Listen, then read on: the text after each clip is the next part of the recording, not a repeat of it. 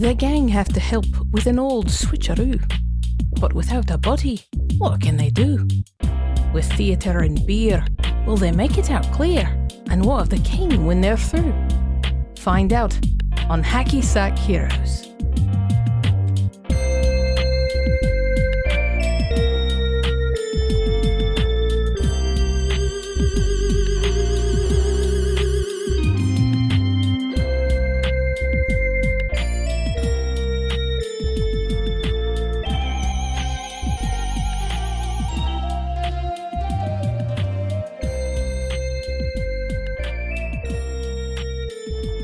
Ho ho ho, hey boys, how you doing? Oh, just here play some Starfinder, doing pretty good. You doing pretty good, that's good. Well, doing all right. How about you? Doing alright. All right, everybody else. Oh my God, stop it. Feel free to chime on in whenever you like. Who are you and what did you do with my podcast? I don't know. I will. Talking to my mama. I'm sorry. G Unit? No, my mama. Okay. I was about to get upset. G Unit does not waste time like that. She gets straight to the point. I love Why didn't you answer my phone call? I love G Unit stories. I don't know if y'all have been outside today, but it feels it's nice. Yeah, it's for sure.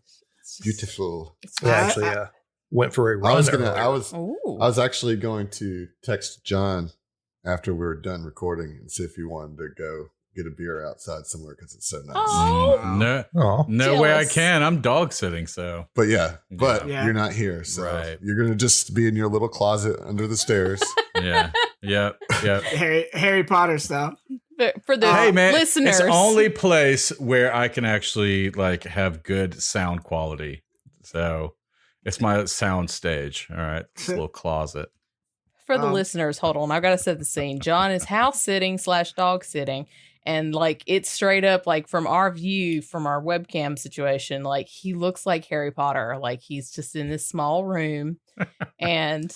It's not though, right? It's not. No. I mean, I am sitting in the dining area where there's an open kitchen and then the living room further down. So I'm talking maybe. It looks like you're under stairs, though. Yeah. It does. It does. The shadows. There's a shelf right above his head, just out of the frame that's casting a shadow. It's not a cupboard at all. It just appears to be. You can show us. You can show us that Harry all Potter day long. Magic. Yeah. It's like magic. You're still under the stairs. So speaking of Harry Potter closets, my grandparents actually had one when I was a kid. They had a closet underneath the stairs. Hell, both grandparents did. I mean, and it was the best part of the entire house because that's where both sets of grandparents kept the toys for when my brother and I were in town. So they lured you in there for the toys, so that way they could just lock the door. That's how Harry Potter got trapped in there. Exactly. Every time. They didn't give Harry any toys. And then just they lured 3 him square in there meals and then took afterwards. the toy away and gave it to Dudley right in front of him. This was never your toy, Harry.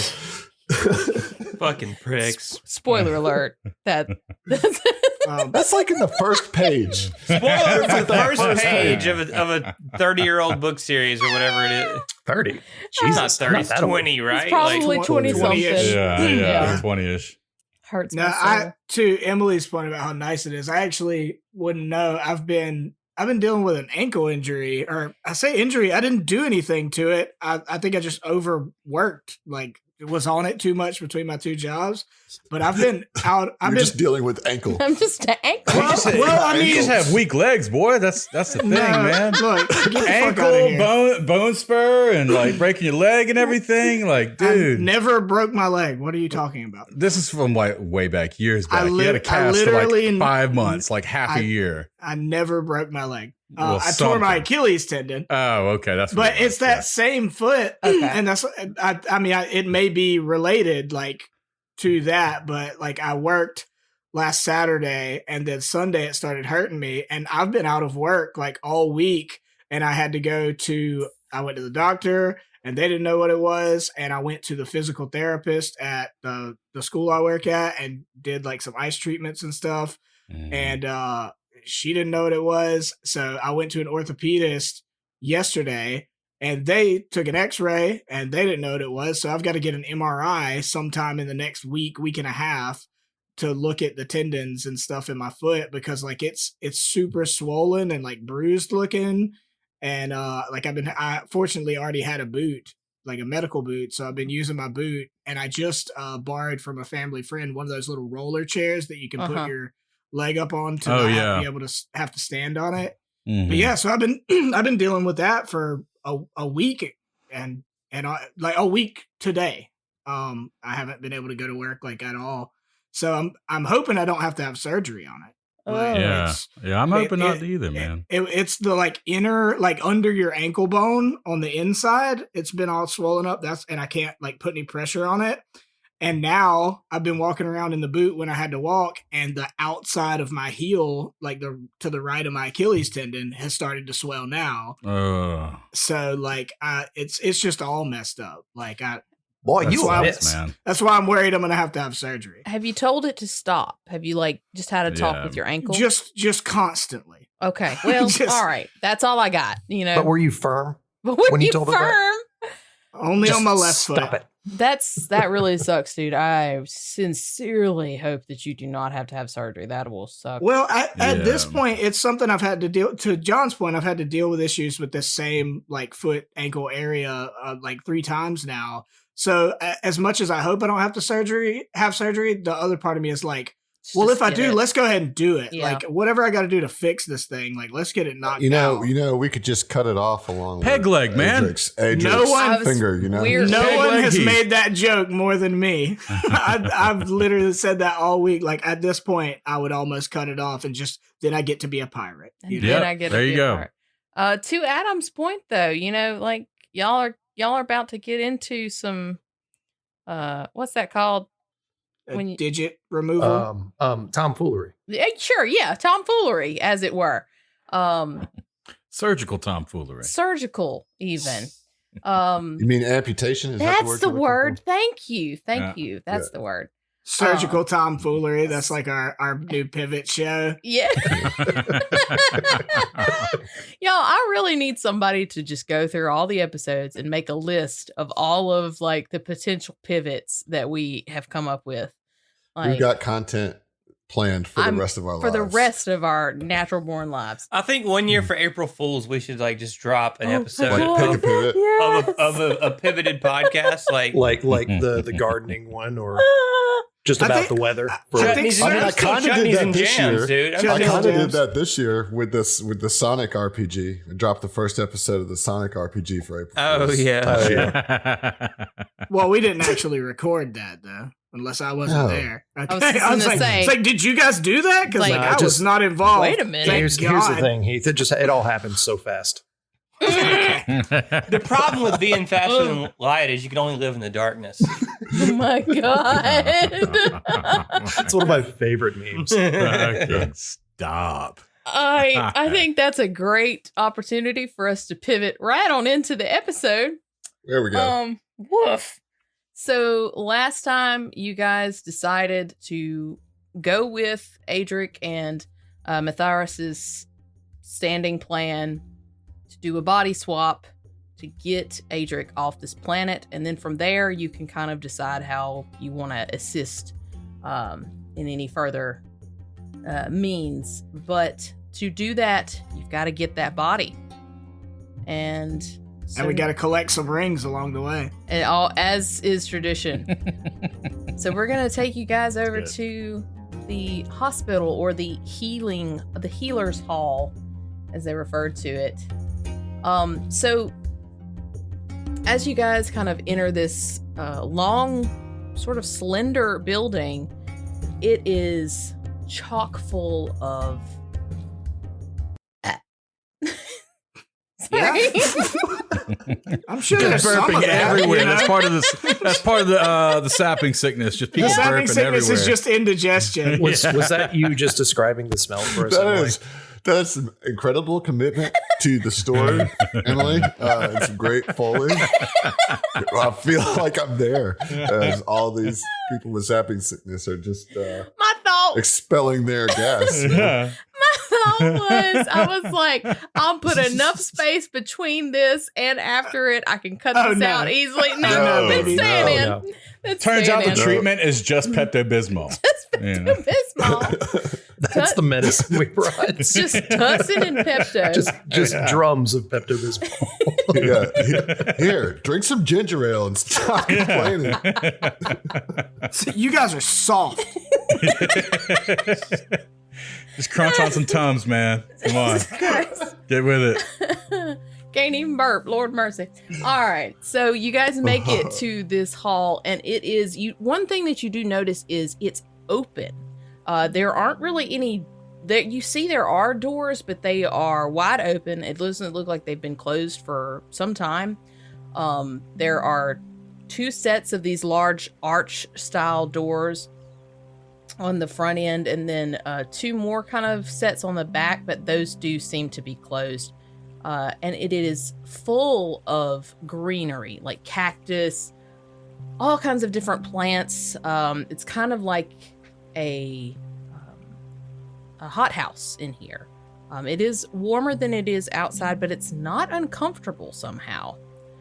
There's also multiple fountains and sculptures depicting what you can only assume are the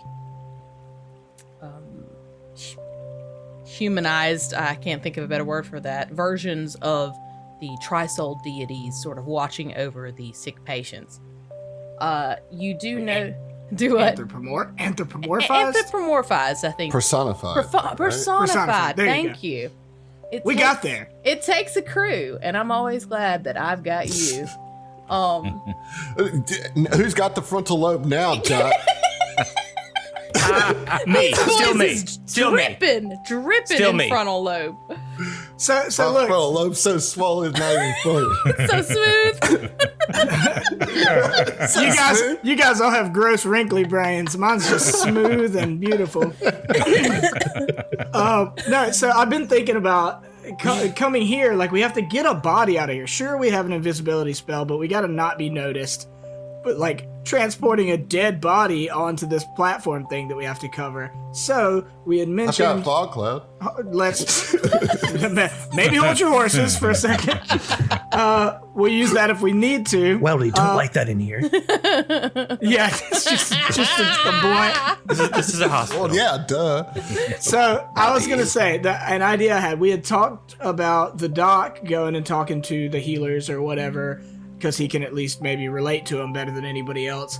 But to kind of solidify the distraction that we would need, I had the idea of like DJ Trev pulling a Patch Adams. You know, after the doc talks to him for a minute, Oh, that's he's like, nice. "Oh, I'm gonna entertain the sick guest by setting up my DJ booth and spinning some sick beats for him." You know. I'm into it if y'all are into it. Why don't you, make sure that they are healthy beats Healthy and beats. not sick They're gonna be beats. sick. They're Oh gonna be sick. no! They already no. The They beats don't need- aren't. they're They're getting already down infected with by the coming sickness. here. That was a good try, Cap. No, that was Josh. That was Josh. Oh.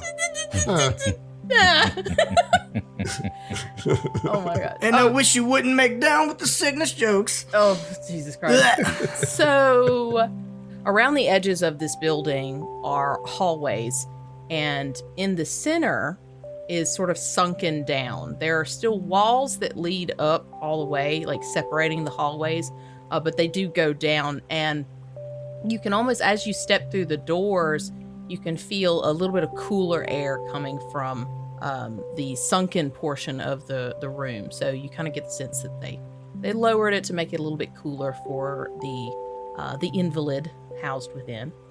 And you are greeted by one healer. He comes up and he is wearing these long white robes. And he just kind of looks a little stony faced, like he's very tired, but he says, you are the off-worlders, yes. How may I be of assistance? And he looks a little confused that you're here, but overall, congenial. Yes, of course. Pleasure to meet you. My name is Dr. Loxias Zonrajni. These are my medical assistants. We are, in fact, the off-worlders who brought you the medicine for the sapping sickness. I was curious, could you give us just a brief tour of your facilities? I would be interested to see how you perform your healing in this facility. And he would kind of nod and sort of like get a little wide-eyed, and he'd say, of course, this is an honor to have you. Thank you so much for bringing your medicines. We've already seen a very good turnaround for many of the patients. I unfortunately cannot, but Sivi, and a youngish woman, based on the elven features, would come forward. A 200-year-old woman. 200. Yeah. She has very long, dark hair. Again, like really just beautifully smooth, dark skin, and those sharp ears and the features. She's really kind of breathtaking, and she comes up wearing these kind of green robes, similar to what the other gentleman had on. And she says, "Yes, I am Sivi. I would be happy to give you a tour of our facility. You are Doctor? Dr. Loxias Rajni, yes, that is I, yes. Doctor, you are familiar with all of the medicines that were brought. I would love to pick your brain a bit. I've never seen this kind of healing facilitated, and it is amazing. Yes, quite. Yes, the scientific method. It allows us to do all these wonderful things, but never mind. Don't get me started. So we can make pink liquids for all kinds of ailments. You would see kind of like the male Ms. Marian, the healer there. He would kind of give a little bit of a cock of the eye to Sivi, and he'd say, well, I will leave you to it. Sivi, please do not bother our visitors too much. And he would kind of give her a little eye, and then he would make his way back further off to the other side of the temple, or rather the healing hall. And Sivi would sort of usher you down into the sickbed area. And as she kind of went, she would sort of stick close to the dock and kind of tell you a little bit about the layout. Says, we keep our sick and injured here, surrounded by the greenery of Mezinmar and the healing waters of the Tri-Soul. And there are, of course, the statues at the center of the three different fountains, and just kind of flowing water sort of all around, sort of keeping the area cool. And it is very, very refreshing, despite being like a hospital. You breathe in sort of like the greenery, and it feels full of life. But as she kind of would show you, you see that the hospital is sort of broken down into 4 different sections. In the center is almost kind of a little island with bridges that kind of connect the 4 different areas. And she says, these 3 areas are for the sick, and unfortunately the back corner is sectioned off for our recently deceased. We keep a magical barrier there to keep the bodies fresh until we can properly dispose of them. Yes, and this magical barrier, is it a level 3 spell, or what is the spell casting level that one would need to dispel this barrier? I just want to make sure your security is up to snuff, as it were.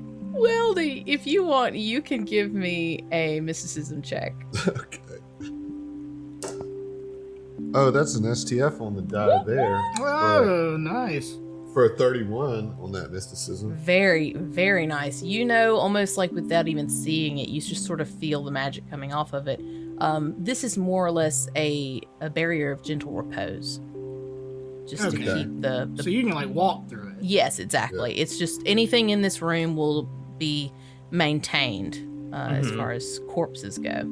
Weldy really likes that, actually. actually. Mhm. I think that's very, very good use and cool use of magic, to like basically make the morgue part of this hospital blessed with gentle repose. Yeah. Like he really appreciates that magic. And I will tell, like, I mean, those of you who have been in other medical facilities, this place it kind of oozes care and love, and you can tell that it's definitely a place of healing.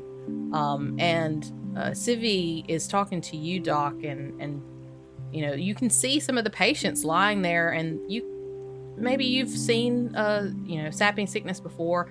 Some of them look a lot worse than others, but some of them look like they're getting a little bit of color back to them, like the medicine's doing its job. And Civi's just kind of like going on and on about, oh, we're just so grateful for everything that you've done, that you've brought. And she looks around. Doctor, if I could perhaps speak with you more about this medicine and about the way that you treat your patients. Everything that Mezinmar has done to try to assist our people has fallen flat, but a simple vial of this concoction has made our sick so much better. I want... And she lowers her voice, and she kind of steps away from the rest of the patients and sort of beckons you back up towards the stairs. Like, I want to know more about the methods that you use. And you can give me a sense motive if you want. Well, I was going to take her word for it, but I will give you a sense motive, I guess. Big natty 1 on that one. Okay. We're looking at a 13. I will say that you certainly get the sense that she's genuinely intrigued about the medicine. To what end? I don't know, but if you want to hear her out, she's certainly sort of beckoning you back up the stairs. Right. Okay. So the doc is like, yes, of course, I would love to speak with you more privately. Of course, you do not mind if my assistants have room of the building. They are, of course, all trained medical personnel. They are the utmost level of professional, and they will not cause any problems in your facility. Of course, you are all welcome guests. If you have any need of anything, please let myself or Radi, he is just down the way. He will assist you. And you notice that there is another kind of healer, sort of, looks like he's kind of like just making rounds, just kind of checking on the patients. Right. Ma'am, it may sound like a strange request. I've trained a little bit under the doc here and learned a great bit, but I'm also a musician of sorts, and with your leave, I thought it would be cool to, just like, I've got my rig here. I could play some music so that the sick, that you have here could maybe have just a nice, hour or so of hearing some tunes. So what do you have? Like, what would you be using? We've said he's got like a pop-out rig that... Okay, just wanted to make sure. She kind of looks at it and she's like, this is your technology. This is machines. There's some magic in there. And she smiles and she says, I think that would be wonderful. Would you mind if your coworker helped me come set it up? Of course. And she kind of looks at the rest of the group. Yes, Radi. And, he would come in and he's just kind of quiet. And he looks a little like unsure, but he's going to listen to the off-worlders that have helped save these people so far. Like, right. Yeah, all right. So as he's getting Radi to come help, like, he gives the rest of the group kind of the side eye, like, this is your, like, I'm intentionally trying to distract the other person. Like, if you want to get in there during this period when I'm playing and try to snag the body and do your invisibility thing. Like, that's why I'm doing this. And it's really easy to like pop the thing out. He's gonna make it seem like it's more complicated than it is, and like he needs help unfolding it and setting it up or whatever. Yeah, for sure. Ruddy is there and he helps to the best of his ability, whatever you need him to do. And for that matter, the patients that are in this room that are awake, they're kind of like looking on with everything from like awe and curiosity to just a little bit of trepidation. Like, I don't know, but more curiosity than anything. And Savi would say, I will leave you to it then, Doctor? And she would kind of start heading up the stairs to try and... Yeah, and Doc will go with her, and I mean, he will, explain to her in thorough detail, taking as long as he possibly can, exactly how the scientific method works. Well, first you must form a hypothesis. I believe that X will do Y, and go on, and in great detail to really just like take up as much time as he possibly can. And I will say this, like, as you're talking, and your purpose is to just keep her distracted. Right. She is enthralled. Like she. Well, why wouldn't she be? Of course, naturally. Oh my god. But you certainly get the sense that it's not just like, ooh, something different, but like, ooh, a whole new concept. Ooh, something like she believes that she can actually help people by she wants learning this. Yeah, she wants every opportunity to assist her people, and this seems like one of the best ways to do that. Get more knowledge, help more people. Yep. No doubt. So, Weldy, why don't... excuse me, I'm sorry. I was looking at tokens. Trev, why don't you go ahead and give me, as you've set everything up, you can start making some music. Go ahead and give me a... Oh my god. Performance? Is that a thing? Did I just have a stroke? What's happened? I played 5e recently, and everything's... There's not a performance everything's skill. gone. Right. I think there's 3 skills in play here. Okay. Culture, if he's just going to do a performance. Bluff, if this is meant to be a distraction, it would be bluff. Or I'm sorry, bluff. And potentially maybe a diplomacy. I think that's a little stretch because he's not really trying to convince anybody of anything. Well, so I will say my plan was, to try to buy time to get Radi to like help me set it up, make that take longer than it actually would. But then also probably talk to Radi briefly and, inform him like, I'm going to play some music, but it's not going to be too loud and bombastic, something soothing and, think, the Beach Boys or something. And and also ask Radi to kind of quickly like go and inform, so he's not like scaring the guest, like kind of go and tell them like, hey, we've got a special performer that wanted to play some music if you guys were interested in paying attention to that, So I mean, I think culture works. I think bluff probably works, even though he's not really lying so much as... No, but you're creating a diversion. Right, exactly. Which is a type of bluff. Yeah. Yeah. So let's lean into that. You are definitely creating a diversion. So why don't you go ahead and roll me a bluff, just to kind of see how things are going to play out in the interim. Okay. With a 17 on the die, that is a 26. Okay.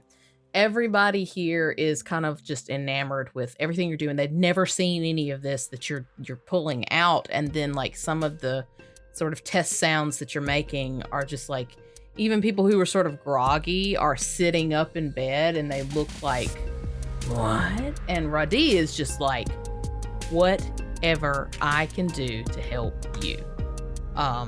This is interesting. You're cool.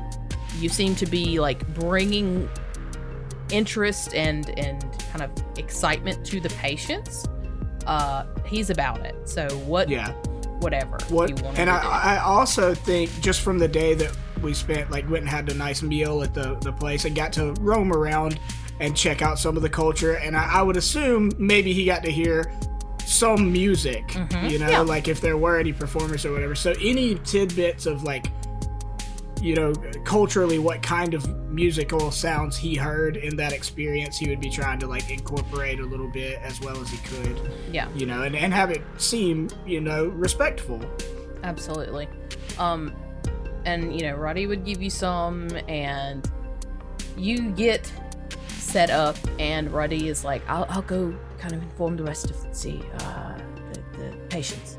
And he kind of starts down, and you can see him because everything's kind of, there are these sort of hedges of floral growth, but you can see as he's walking back and forth across the little island that he went down to the bottom left corner and spoke to those patients, and then is now on his way to the top right corner.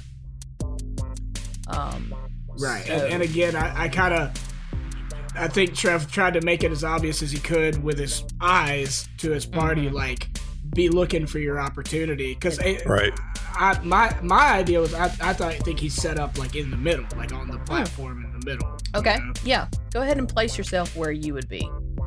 Okay.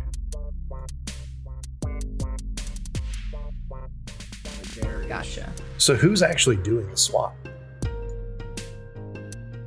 Y'all better figure it out. I've provided a diversion. Well, because you have to use the invisibility spell, Weldy would need to do it, right? Yeah. The crystal.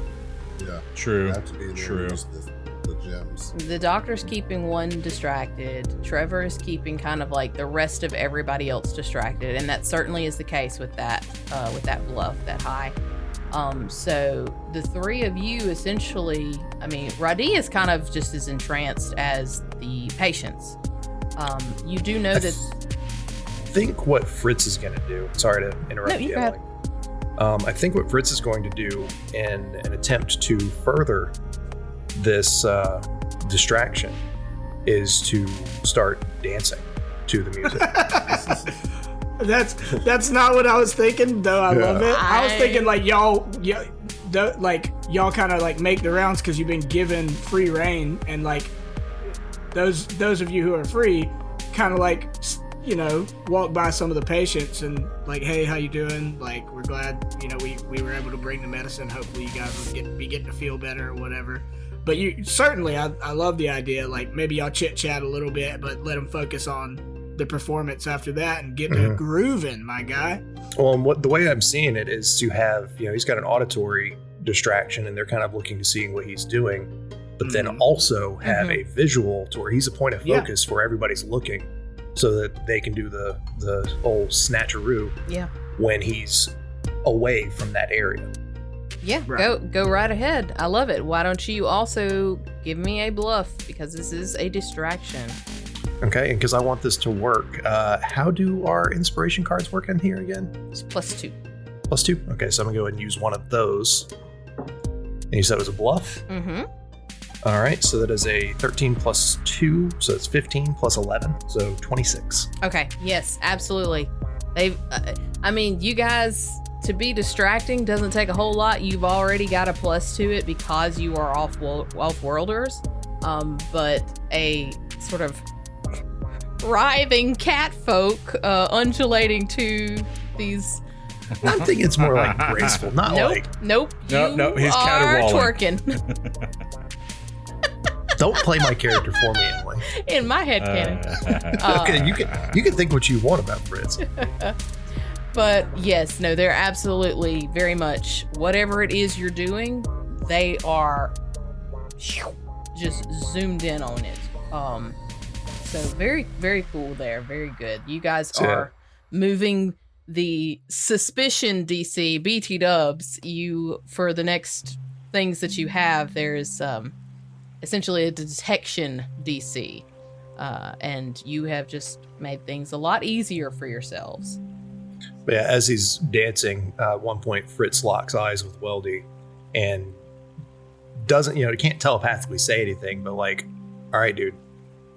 Yeah, I mean, Weldy's pretty intuitive, believe it or not. And he, I mean, he's been watching this whole thing. For his part, he's still uncomfortable with this whole plan, but like just in the sense of like what we're doing, like this is a place of healing and he really respects what's going on here, because what he's seeing is a place that doesn't need technology and is still very capable of manifesting healing here. I mean, with the exception of the disease, right? But like, and to reiterate, I will just as a reminder, the disease is off-world. It's from an unknown source. No, it's from fucking people who came unknown to what I'm saying, from the right. And so like he really he is gaining much more of a respect for the people of this, like knowing what he knows or assumes, I guess, about the council.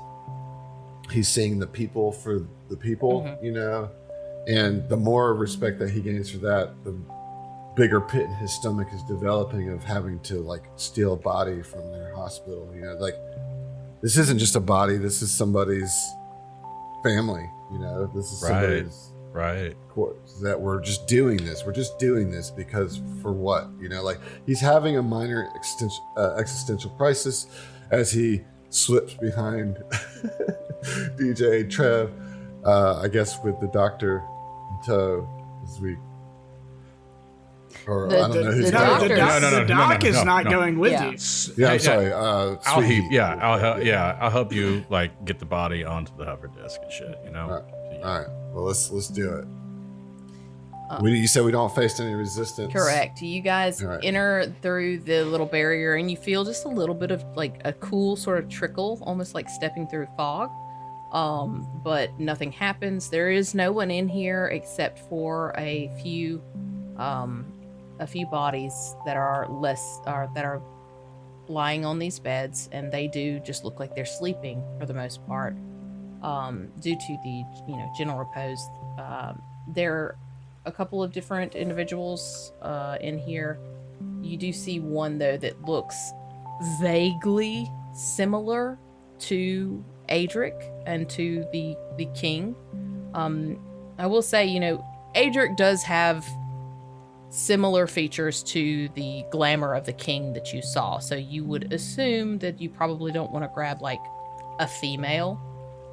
Probably needs to be someone of same general facial structure, build. Yeah. You do see one. You do know, since it's just the two of you, it's a dead body. It's going to be a little bit of a to get it onto the hover disk. Right. So if you want, well, good thing I built Weldy as a strength mystic. Well, that's what you've got a sixth arm to say. For. Luckily, you've got a sweet heat. That's right. You do what you want to do, but whomever is going to pick up the body, gonna need an athletics check. Okay. Can I aid? You can. Okay, great. Go ahead and see if you aid. Or roll. With an 11. Perfect. Yes. 16 on the die plus 7. That is going to be 23. Yeah. 23 plus 2, 25. Weldy, you're kind of holding the hover disk steady, and I'll hold the hover disk. and Sweet Heat just kind of like all 6 arms, just pick him up, no problem, and just settle him. Respectfully, yeah. Mm-hmm. You do notice there are sheets, kind of in a stack along the walls that you can cover the body with, and go ahead and implement the gem. Yeah. Crush it or whatever I do. Crush it into tiny little pieces, and then I go, oh wait, that's not how this works. No, everybody scatter. My brother just comes out like, oh, we fucked up, guys. Totally fucked up, man. I mean, you could still do it with the other invisibility. It's just going to be an interesting story. So at this point, you do notice that there are stairs that kind of, just like they led down at the front of the building, there are stairs that lead up. So you can, if you want to take and just float this around the long way, you can take it back through the middle if you want, whatever. Nah, we're going to go ahead and take it out the back where we can accidentally bump into Fritz or Fritz's grooves. He steps on like the corner of the blanket and pulls it off. we're like sitting there with the hover disc and we just like freeze and like look. How did this body get here? Because you didn't have any issues, because you managed to do all of the distractions. I'm gonna say you guys get out without any problems. And you can see Fritz, Weldy, you can kind of see them as they are heading back up towards the door where you all entered. You sort of see them up the stairs, so you know that they've completed their task. So you have successfully procured the body double, as it were. Is there anything else that you wanted to do before you leave the Hall of Healing? I mean, if we're moving on, Trev plays for a while, long enough for the doctor to, suggest Bill Bryson's A Brief Guide to Nearly Everything, or History of Nearly Everything, to the doctor, or the healer, for a basic foundation in all sciences. But he would play for a little while, do a little, brief set, and then, kind of finish up and talk to people like, I know it's been rough for you guys, so I hope getting to hear a little bit of music and some phenomenal dancing from my partner here maybe helped brighten your days up a little bit, guys. So. And Fritz gives a deep bow. Yeah. The patients and Radi, they all like clap, and they look a little bit more. They just look more since you guys come in. Just this just kind of gave them a little extra oomph. The medicine has done so much, but this definitely kind of helped to invigorate them. Yeah. Never hurts to have the healing magics of music. Yeah, for sure. Doc is kind of like Civvy sees that y'all are about to take your leave. She's had your ear this whole time, and she just says, "Thank you so much for all that you've brought to us, all that you've done, and especially for sharing your knowledge and your information. I wish I could learn more about all of these wondrous things that you've spoken of. Perhaps now with the trade, we will have an opportunity to speak again. Thank you again." Of course. My pleasure. Anything to help the patients, of course. And she would give a very deep bow and kind of like walk off to just kind of go check in with the patients. Okay, and then the doc turns to like Weldy. Did you get it? Well, Weldy's gone.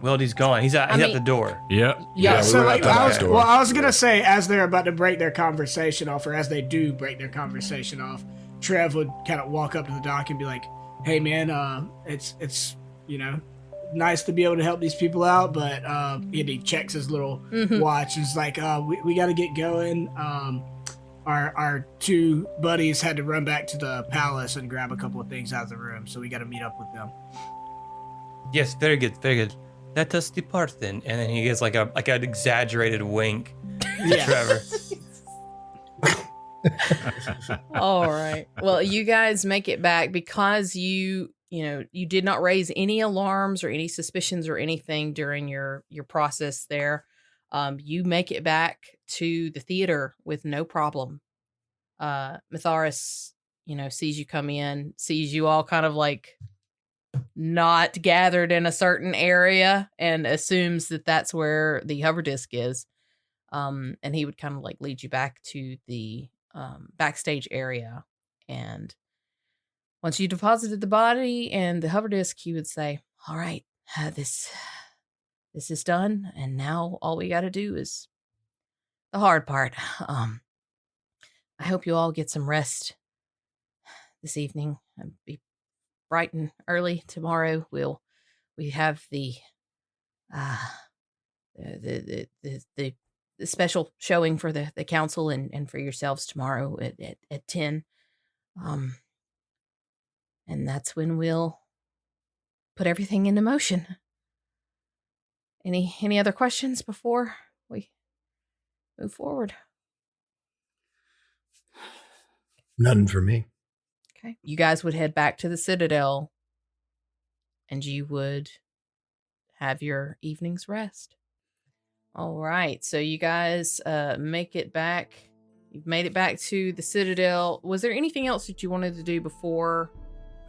Yeah. So I think DJ Trev feeling pretty good about himself after that performance and bluff and everything. But thinking back to Sweet Heat and how he was kind of acting weird earlier, just wanted to go and like check in with him, and probably walks into wherever he's quartered at, if they can get like a minute to themselves and be like, "Hey man, like, you all right? Is everything okay? You didn't seem like yourself earlier. You seemed, I don't know, distracted or bummed out or something." Yeah, and Sweet Heat, just to kind of provide a setting, I imagine there's a kind of a balcony, and it's just kind of overlooking kind of the city or whatnot. And he's just kind of like looking at the how many stars and moons did you say this place had? Because you said there was an eclipse festival, so right? Yeah, so they have the 3 suns, and then they just have a singular moon. Okay. But I mean, there's of course just the rest of the stars in the sky. Right, yeah. So I just kind of imagine it's kind of like late evening, and you can kind of see like the suns and the moon, you know. And he's just kind of looking back at that, and whenever Trevor tries to engage Sweet Heat, he's a little aloof right now, kind of just lost in thought. But he just kind of responds. He's, "Yeah, I'm just a little homesick, you know. So you see, this whole festival, it reminds me of our own festival in Editchamp, which now is called Vest 3. We call this festival called Readermander. And instead of these 3 stars that we got here, we have 2 moons, Big Mother and Firstborn, that eclipse each other. There's no sacrifices, thankfully, but there are feasts and songs and dance as we cheer on the great birth. When Firstborn is birthed, we drive the Firstborn into the woods where it can hunt and grow. But with what Weldy and Fritz were saying, how they should be free on their own home planet, I guess I'm just processing that. And it's similar to my own issues back home. I don't know. I'm just thinking of home. Well, I mean, obviously I don't know much about your home, but it sounds to me like maybe after our whole kind of blow up at the sort of injustice or bad situation with the government here, like, you've got a little empathy going on for the common folk here. Yeah, it's on my planet. Everything is in villages. We don't have big cities, but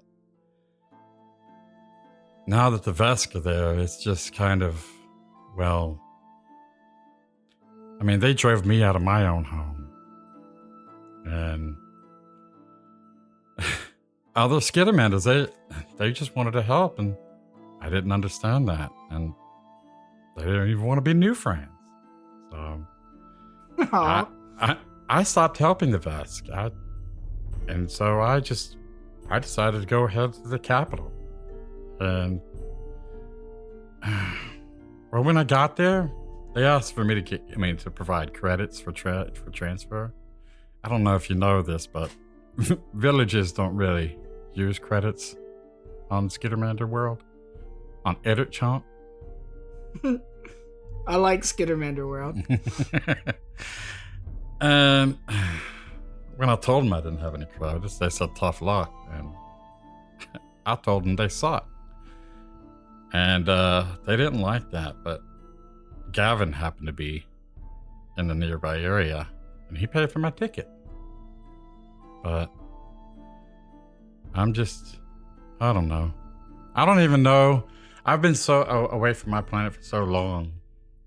I don't even know when the last Readermander was. And it's just to see this here, it brings back old memories. Yeah, that's tough, man. I mean, I'm glad you felt all right enough with me to share with me. I mean, if there's anything I can do to help, just let me know. But in the meantime, all I can say is, like, we've got an opportunity here to at least do some good and save a man's life. So at least, you know, take the positivity out of that where we can. You know, you're right. And this isn't about me, but, you know, just talking about it really helps. Thank you, Trevor. Yeah, dude. Anytime. You want a mixtape? Does that help? Yeah. I could probably get you some sweet Skittermander grooves, you know? I want John and Heath to take an Gymspiration. Oh, nice. Oh, fuck yeah. As you both kind of like head back to your beds, you see just the shining little stone lying on your pillows. The shining blue stone, specifically, unlike any of the sands or the sunstone that's around here. So sweet mystery stones. Very, very cool. And now we know a little bit more about Sweet Heat. The night passes uneventfully, and the next morning comes. You are given a summons. You're told to, meet the council at the theater at the rising of the third sun, which is about 10 a.m. And you make your way to the theater. Is there anything that you wanted to do or say beforehand before you get there? When you do arrive, I will say in the lobby there is a little vendor, and you notice it's actually Calladia. She's there with a small sort of pop-up stand, selling some. Or she's actually not selling it. She's giving it out. She's like, hello, my good friends. Welcome. I am here to provide any refreshments as you enjoy the play today. I think after the conversation last night, on the way there, Trevor kind of takes or walks next to Sweet Heat again and pitches to him his crazy idea of, like, we need to be seen drinking, and hear me out. At the pivotal moment when we need to make sure the council is distracted and not looking at the king, let's get a little buzz on, but I need you to play up being drunk and fall off that fucking balcony. Bro, I've got this. Yeah. I will. So we approach her and get some, both like double fisting some beers. Okay. I will say, but good God. Oh my God! Yes, perfect. Yes. Just line up 6 shots. So much beer. Just says sweet help for Edward 40 shots. hands, with all 6 arms. 6 beers. Yeah. Yeah. Just going all 6 in this, man. I will say, as far as like when to fall off the balcony, you would know based on what Mitharis has told you that the appearance of the second, the 2 other gods would probably be when they need additional distraction. The first one is going to be a very large flash. It's a big bang. Right. It attracts attention. In and of itself. Yeah, it'll probably do the job, but a little Skittermander falling off the balcony is probably gonna draw some attention. So that all to do it. Jesus. Anything else before y'all kind of like take your seats? Okay. Weldy's very, I guess, maybe uncharacteristically quiet and inward. You would see the council and the king kind of enter at the same time, and they are sort of all flanked by these guards that you would have seen sort of posted around the citadel. There are 4 guards that take up posts next to the main entrance, as well as to the stairs that lead up towards the private balconies. And the king, Adric, in his king form, would nod at you and kind of like have a little bit longer than probably necessary look in y'all's direction. But he would take his place in the king's box and the council in theirs. And you guys are positioned on balconies on either side of the council's center balcony, and the king's VIP box is located above and just behind the council's box, just to kind of like get the lay of the land. And with that, the play would begin.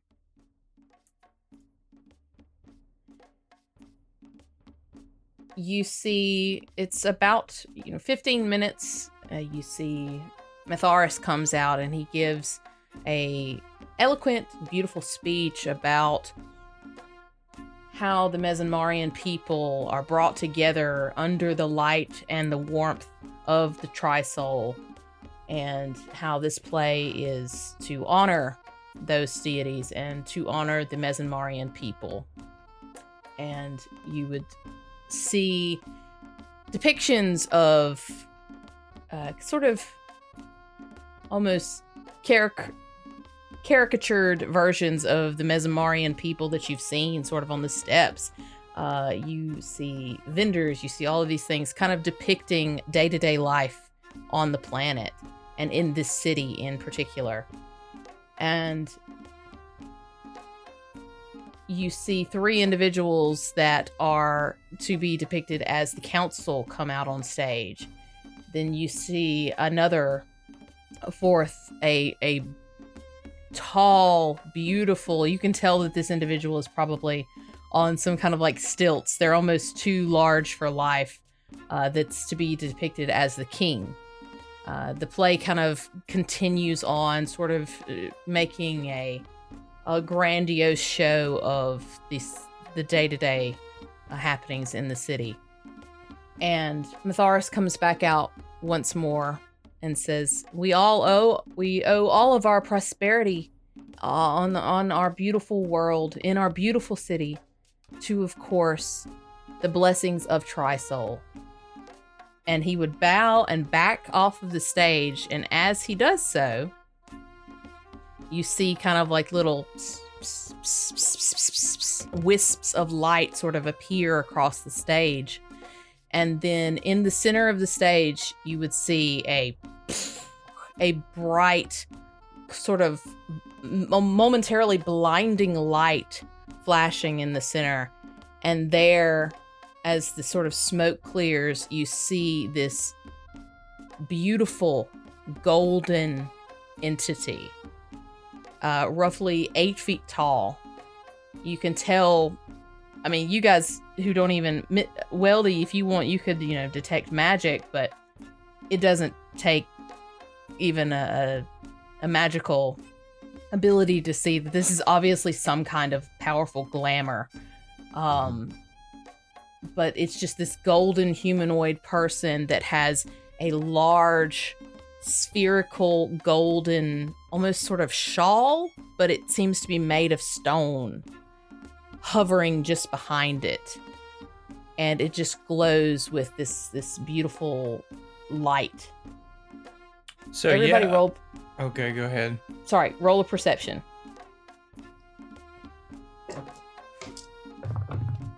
29 for your boy the duck. 14. I don't really want to share my 10. Okay. 23. 15. Okay, even Sweet Heat manages, because you guys know what is supposed to be happening. The DC is lower for you. You all hear a faint behind you and sort of to the center where the king's box is, and you assume that was Mitharis appearing with the body. Right, so you know it's on. The doc, whispers to Weldy, Mr. Weldy, I believe that's our cue, and gets up to surreptitiously make his way to the king's box. Yeah, but we gotta wait for Sweet Heat to fall, man. No, that's the second. Nah, one. bro. Oh, okay. That's the exit No, cue. but I will say for this, we're paying attention to you guys and what's being noticed. And I think once the big, golden first deity entity comes out or whatever, and it becomes apparent, y'all need to go, Trev and, Sweet Heat have talked about, they need to play up their sort of rowdy drunkenness. And Trev's kind of, loudly, oh my God, the stage production's so good. And so you see Sweet Heat just kind of standing on the railing. He's small, so he's got to try to see the play. And he's just being an absolutely terrible audience member. And so he's eating a bag of chips over the railing, and just crumbs are just falling down to the audience below and the floor. Sloshing beer. Yeah, just sloshing beer. It's getting some on the audience. It's just Fritz laughing behind him way is- go ahead. Is chiding him while he's doing this. Perfect. Yeah. And he's just laughing way too loud, and he's jeering at the actors come on, I'm not feeling it. You're phoning it in. So what I would like for y'all to do is go ahead. This is again going to be another distraction. So roll. I will say, Sweet Heat y'all can aid if somebody wants to roll the main. Yeah. I mean, I would like to, because I've got a pretty high bluff. And I guess flavor it with him, raising his voice at Sweet Heat, calm down, you're making a fool of yourself. Okay. Yeah. So y'all roll to aid Fritz. All right. Yeah, I aid. 11, I aid. Awesome. That makes sense. All right, Fritz, what you got with that aid? All right, so that's a +4 from the aids. Mhm. So a 22 on the die, or total from the die, plus my 11 buff, so a 33. Okay. So that is really good, because the council rolled very high on their perception. So they actually noticed, they heard that sort of behind them, but because you guys are causing such a ruckus, they look to the left over to your balcony instead of the king's box. So that means Weldy and the doc, you can access the king's box without any issue from the council. They are distracted. Very good job, guys, because that one was, I'll just say I got an 18 on the die. So if your distraction did not go off, you were going to have some problems. So let's see if we can continue this. So now y'all are in the box. Weldy and Doc, you were in the box, and you see Mitharis sort of hunkered down, because it's like a little mini balcony, and he's kind of hiding behind it, and there is this body on the ground, and you get the sense that the sound you heard was the body hitting the floor. Maybe we didn't think that through all the way. The body hit the floor. There it is. If you didn't. But so that's what you see, and the king, air quotes, is sitting in his chair, and he kind of holds his hand out with the ring and just nods in y'all's direction. All right, so the doc will produce a tool from his pocket that looks an awful lot like a cigar cutter. Oh my god! Oh my god! He has a tool for that. Yeah, finger cutting. He's got a medical kit. Yeah. I mean, he is related to Zero. I mean, Are you sure it's not just a cigar cutter? Who knows? That's what I'm Who saying. knows? Sorry. Who knows? Sorry. Space cigar cutter. But Space bar but the doc cutter. clamps at one time. You know what I mean? Before and he nods to Adric, puts his finger over his lips like shush, leaves the rest to Weldy as he gets ready. He gets in position, ready to snip that bad boy right off. Weldy approaches Adric and he says, "All right, man. Just gotta ask, are you sure you want to do this? Last chance." He looks up at you. He glances over at Matharis. Matharis nods and smiles weakly, and he looks back at you, Weldon, and he says, "I don't have a choice. Yes, please." Weldy just says, kind of like, "Okay," and he puts his hands like right on his temples, and he just takes his mind to a place of like total calm and peace and like joy, to take his mind off the cut. And then he just looks to the dot, says, "All right, go. I can only do this for 6 seconds." All right, the doc's gonna snip. Do I need to roll like a medicine check or anything? Yes, Doc, roll a medicine, and Weldy, why don't you roll me a mysticism to see how well you can hold this mental image with all the kind of stress and emotional anxiety you're kind of under. Okay. It's 28 on the medicine check. Nice. That is a 26 on the mysticism. Yeah. You know what you've got to do, Weldy, and you want to make this as painless for him as possible. Doc, you are a consummate professional. You couldn't screw this up if you tried. The finger just comes off. There's a light spray of blood. Can I hit him with some spray flash, or Weldy hit him with a mystic cure? I mean, we need to cauterize the wound or whatever, right? Yeah, you can certainly do with that medicine check. Between the two of you, you can certainly cauterize the wound.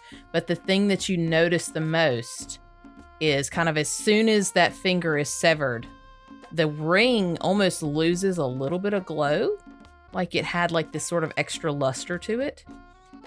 And then the tattoos on his arm fade, like they're gone. Okay. I'm like, "Sarah, stop licking up that blood. That's gross." Damn sheep! I forgot about the sheep. So as the last of the tattoo fades away, you kind of hear in front of you, in front of the box,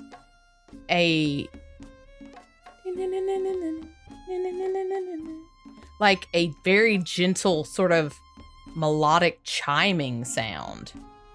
And at this point, Matthias puts his hand on Adric, looks at you all, you two, nods, and disappears right as the stage on the either side of this large glowing figure, two more, not as bright, not as impressive, but two more plumes of light and smoke erupt as the two additional gods show up. And now... Locke's gonna throw that ring on that corpse's finger real fast, like, for show. You guys do that. Now, Sweet Heat, what are you gonna do? All right, just gonna do the pièce de résistance on this. So, Sweet Heat, still on the railing, is just kind of like walking back and forth, still just kind of chiding these actors, and then he just takes a huge gulp of his alcohol and erupts with an incredibly loud belch. And then just continues like, "Anyone else is feeling this? Is anybody else feeling that this is getting phoned in?" And as he's addressing the audience, he just leans a little too far over the railing. And then the next thing that you see is a Skittermander plummeting to the floor below. Fritz makes... Go ahead. She's a sweet, no! Yeah, Fritz makes like the leap up to reach his arm out, like he's going to try and catch him, but can't quite get to him fast enough. He's leaning over the railings like, "Sweetie, no! You've got brittle bones from all the time in space." And starts running down, turns around and starts running down to runs down the steps, down towards where Sweet Heat would have fallen.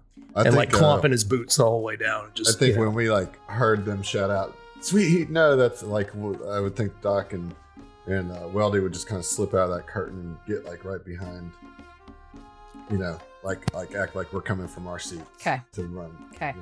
So what I would like for y'all to do is, Sweet Heat, you auto aid with falling out of the damn thing.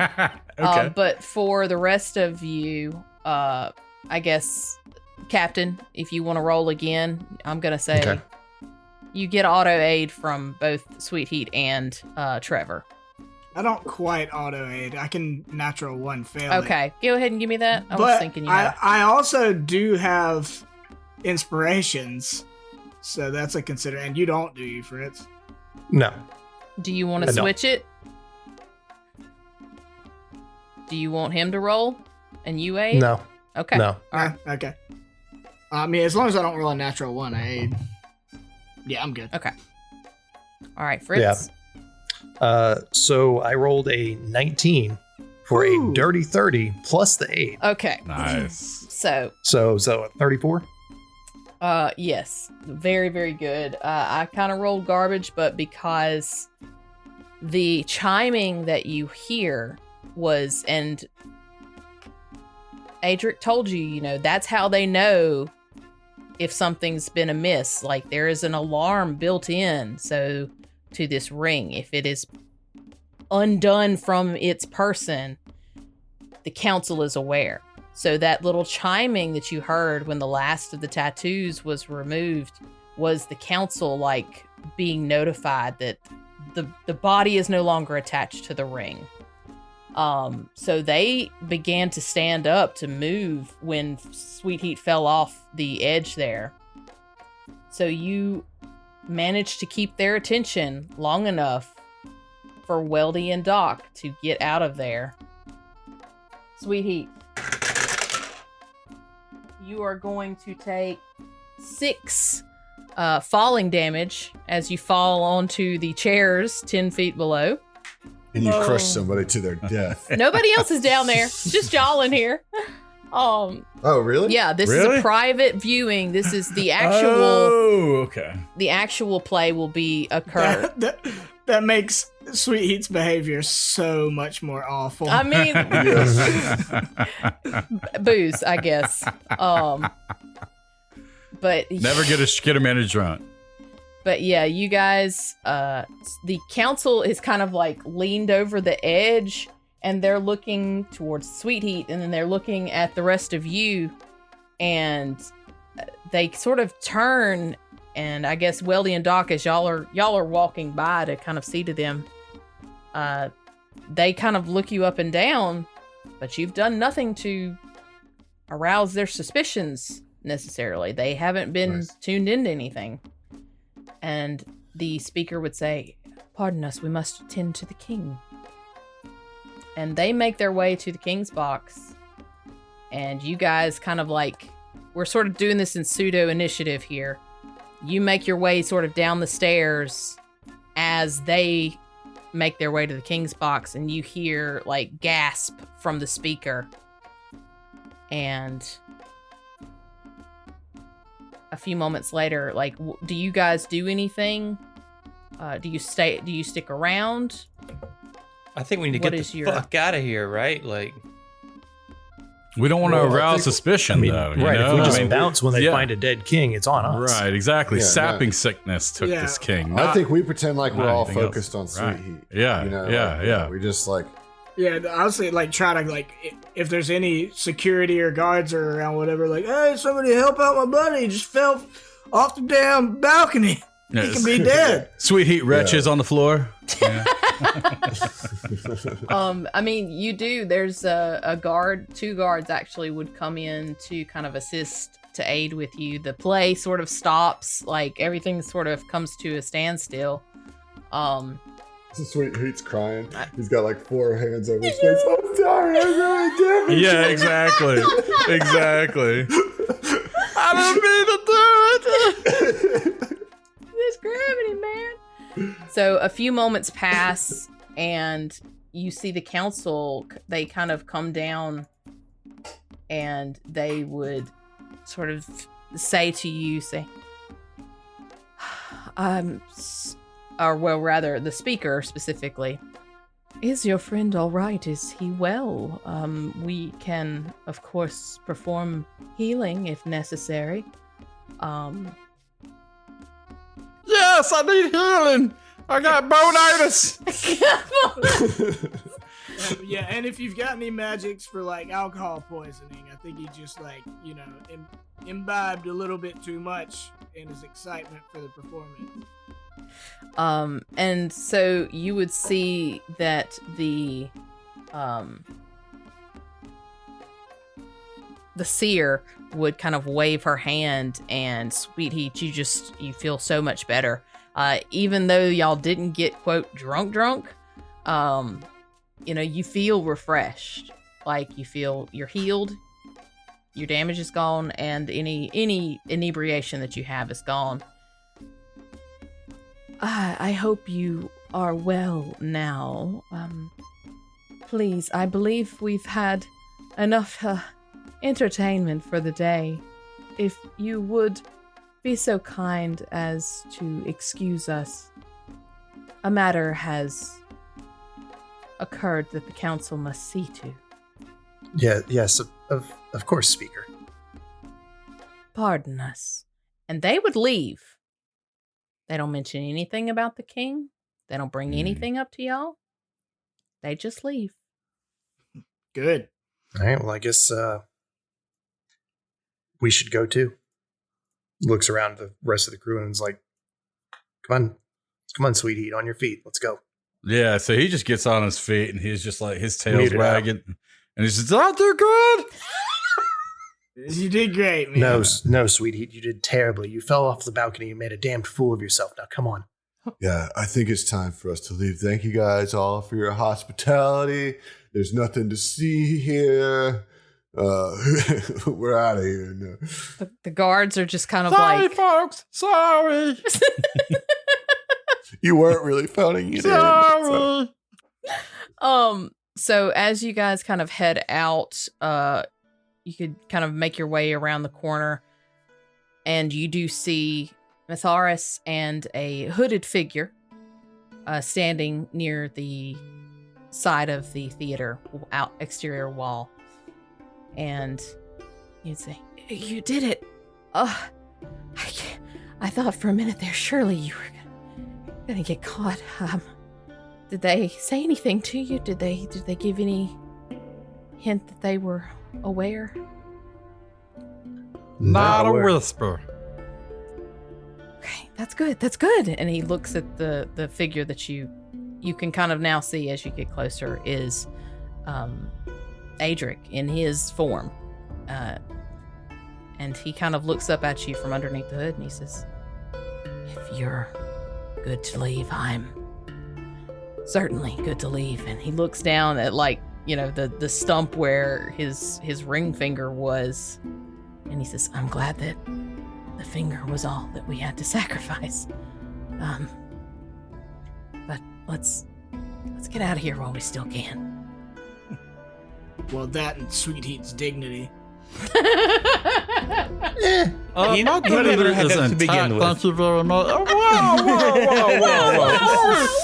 We're coming out with this. This is too much heat. Cross some lines now. This is too much heat. Trav does turn to you and he's like, "No, dude, for real, that was awesome. I can't believe you actually jumped off the balcony or fell off the balcony." And he just kind of just high five. Yeah, balcony fall high five. Let's save all these pleasantries for when we're safely on our way. And Mitharis kind of looks at you all and nods, and he says, "Thank you all again. You didn't have to do this, but you're good people. Thank you. Adric, take care." And he hugs him fiercely, and they depart. And you head back to the ship. No one accosts you on the way. You hear the sounds of the bells in the city that were being hung. That, you initially heard just that light kind of tinkle, tinkle, tinkle of these stone bells. Now it seems like the city is full of them. It's just kind of this raucous cacophony of bells and cheers and people in good spirits getting prepared for the festival, the celebrations that'll be going on this evening during the eclipse. And nothing seems to be amiss. Everything seems well. No one has aroused any alarm. Everything seems to be fine and dandy. You make it to the ship. They say farewell, and Trevor, you can roll a piloting check to exit. Okay.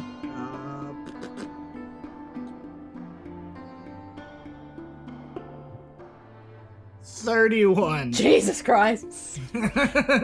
You are so ready to get off of this rock. Yeah, for sure. So you make it out, no problem. I mean, the people on the surface as you guys are kind of taking off, the guys that unloaded the ship originally, they're waving. As you guys were leaving, nobody gave you any trouble, but people were like, "Oh, thank you, off-worlders. Bye. Have a good one." You have no problem. You exit the atmosphere. You pass through this sparkling particulate that is the mesosphere, this heaven's veil that all of the people of the planet referred to it as, the gods' graces, their blessing. Everything's fine. You traveled a couple of hours. You've checked in on Adric. One thing you do notice, everybody roll me a perception. Okay. 25. 16. 24. 24. 10. Okay. Doc and Sweet Heat, Doc's kind of over it. You're off the planet. Your shit's done. Sweet Heat, you're still kind of reeling, I did such a good job. I fell off. It's great. The rest of you, though, kind of notice something different. On the planet's surface, there were no artificial lighting. Everything was sun or soft candle.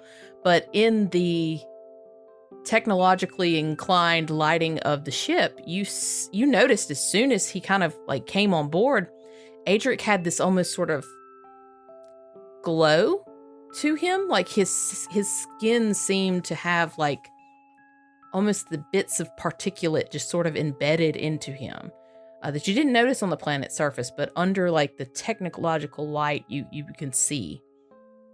But as you travel further away, you've been in the ship for about an hour, and who all would be with Adric during this time? I assume Trevor's flying the ship, or you've either put it on autopilot. What's the layout? What are people doing? Weldy would be in the room with Adric, maybe not necessarily talking to him, but he would certainly be around.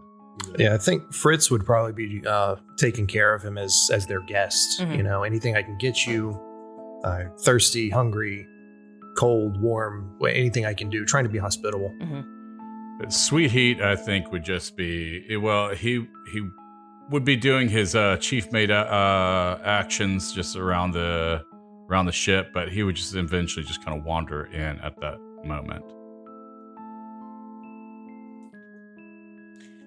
Doc, what are you up to? Probably, I would think Doc's maybe just chilling out, either in the lab or the quarters, or I don't think he's up. Yeah, I don't, next. Yeah. Okay, Trev, are you flying the ship, or are you? Yeah. Okay. So, Weldy, you and Fritz, specifically, because you're kind of there with them, you notice he kind of starts coughing a little bit. And he asks Fritz, he's like, "You think I could get a glass of water or something to drink, maybe?" Yeah, of course. I think I'm used to this air. It's thin. As he kind of tries to settle himself and everything, Weldy, roll me a mysticism check.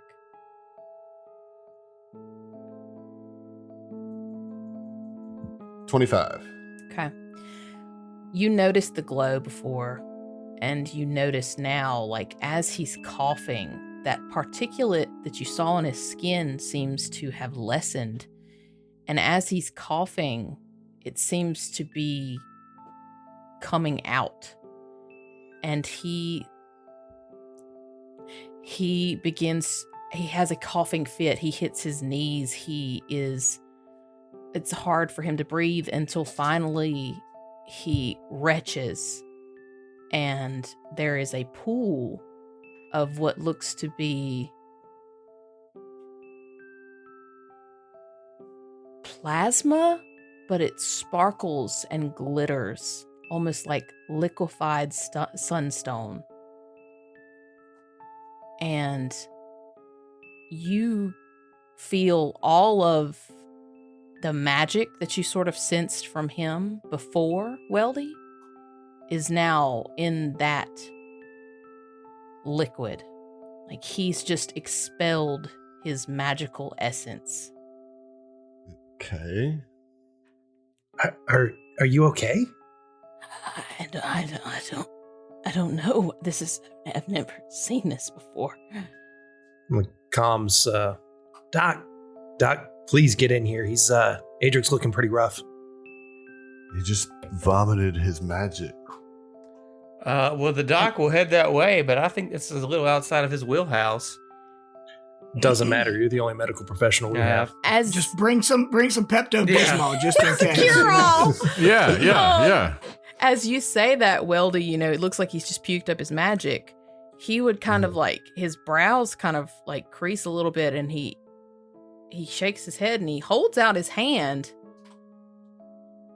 And then he just looks at his hand and he's like, it's gone. I can't perform my magic. It's gone. I didn't have a lot, but I had enough for my crafting. I don't understand this. You got a 25 for your mysticism, Weldy? Was that correct? Mm-hmm. As you're kind of like sitting there and you're seeing all of this, you're putting together everything. The sunstone that comes from this place, the magical suffusion that everybody seems to have, the particulate, the heaven's veil. You think that the people of Mezenmar are literally drowning in magic. And that when you brought him past that veil that seems to kind of keep everything in, his body couldn't hold all of the magic that was in him. And that's what's been expelled. All the spice in his lungs. All the spice. Oh. Does he look like he's going to die from this, or he's just no longer? You can do me a medicine check, Doc. By the time you figure this out, Weldy, Doc can get there. Y'all can both make a medicine if you want. Sure. All right, Weldy, you can aid, whatever. Garbage roll. That's a 19. I did aid, so That's 21. Mm-hmm. Okay. Doc, it doesn't look like he's dying. He looks winded. He looks like he's just had a coughing fit, but medically he looks fine. Just looks tired, which makes sense considering everything he's been through. But you can't see, scans, anything. He looks fine. But Weldy, you can tell that certainly all of the glow, the magical glow that he had is gone. And the further the ship travels away, you can see this mess of magic on the floor. It's dissipating. It's shrinking. It's evaporating. And you don't think that even if you were to try and put it back in him, that it would work. It's just, if he's not on the planet. Hey, let's vomit that vomit back in his mouth. In his mouth. Yeah. I vomit in your mouth, Yeah. That's the only way to go about it. No. You dropped this, by the way. You dropped Adric. this? Baby bird. I feel like Sarah would just come up and just like gobble it up.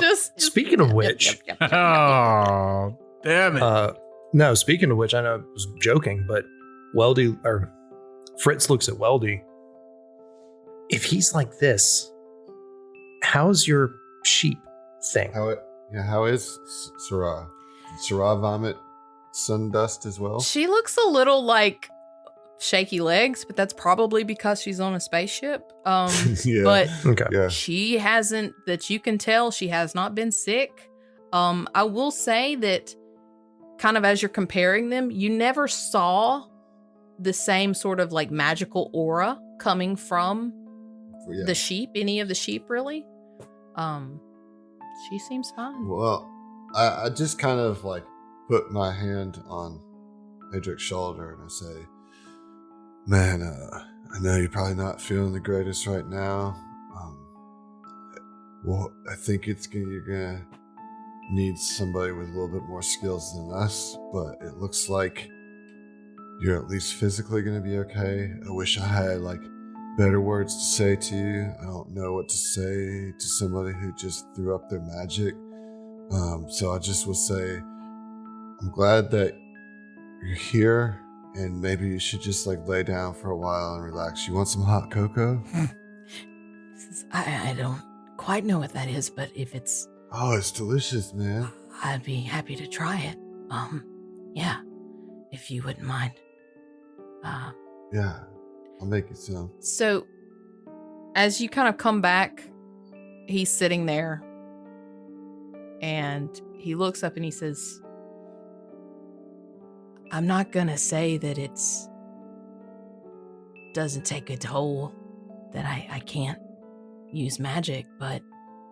And he looks around the ship, and he looks back at you, Weldy. He says, I'd give it all up again, though, to be able to do what I want to do, to see more of this, how you build things, how you make things. Maybe if I don't have my magic, I can learn more faster. Well, man, sorry, Weldy, but here's the thing. You have this entire world of technology in front of you. Look at this ship. Look at how I was able to speak to him even though he was in a different room. No magic needed. You don't need magic. Hey, man. I'm here. I'm not saying that it's magic is useless. Look at Weldy. He's just utterly useless. Look, you guys, looking directly at Weldy, have told me about Mike and Fel. They don't use magic. Yeah. So he's going to be okay, is what I'm trying to get at. Well, what I was going to say then is that like I wasn't able to start using magic until like 6 months ago. And there are other sources that you've been able to do it before. There's a million different ways for you to tap into that energy. And nature is a beast and is everywhere. I've been to a lot of planets, man. And there's nature everywhere. And it courses through me. And it coursed through you at one point too. Your options don't end with that pile of vomit on the floor, man. Have you considered the sweet science of boxing?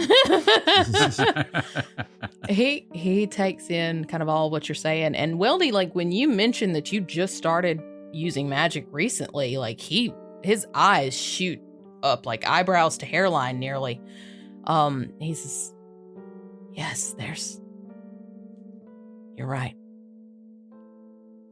And he kind of looks over and looks out one of like the portholes of the ship and says, you helped me get off of Mezanmar. You helped me secure my future.